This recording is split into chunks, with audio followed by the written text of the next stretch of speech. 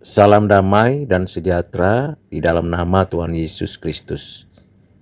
Kita melanjutkan kembali pembelajaran kita mengenai doa yang diajarkan oleh Tuhan Yesus.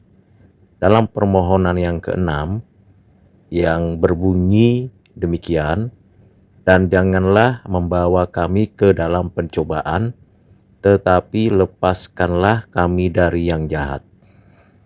Katekismus Besar Westminster, pertanyaan ke-195, memberikan jawaban atas pengertian apa makna dari permohonan yang keenam ini.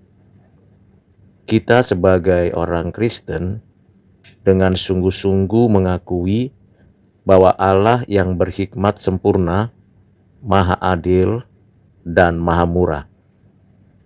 Karena berbagai alasan yang kudus serta adil, dapat mengatur segala sesuatu sedemikian rupa sehingga ketika kita berada dalam kondisi diserang, dikalahkan, atau untuk sementara waktu ditawan oleh pencobaan, di mana iblis dan dunia serta kedagingan kita sendiri siap mencobai dan menjerat kita kuat-kuat.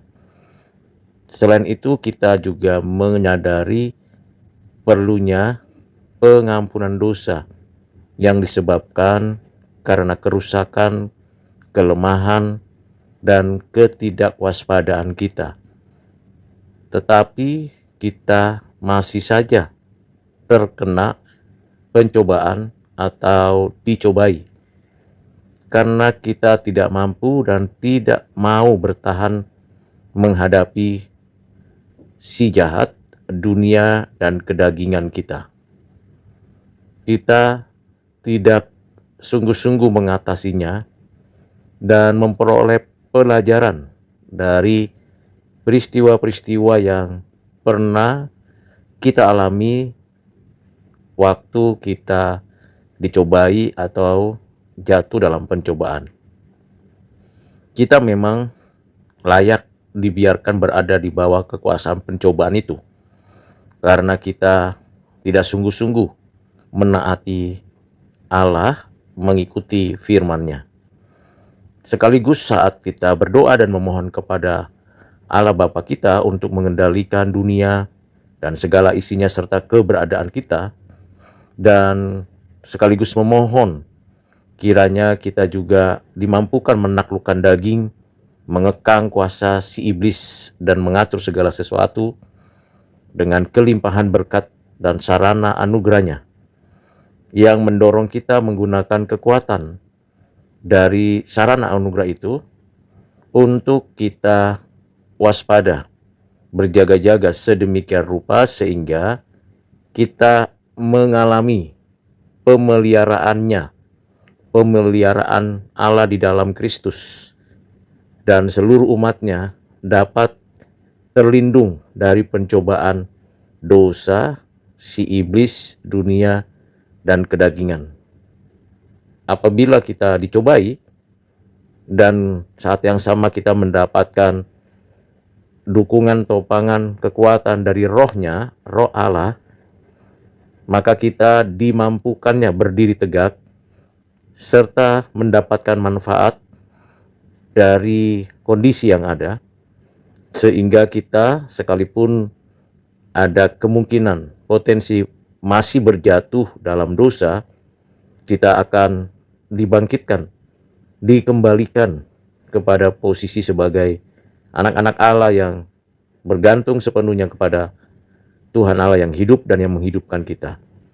Dengan demikian, kita mendapatkan manfaat serta kemajuan yang kudus darinya.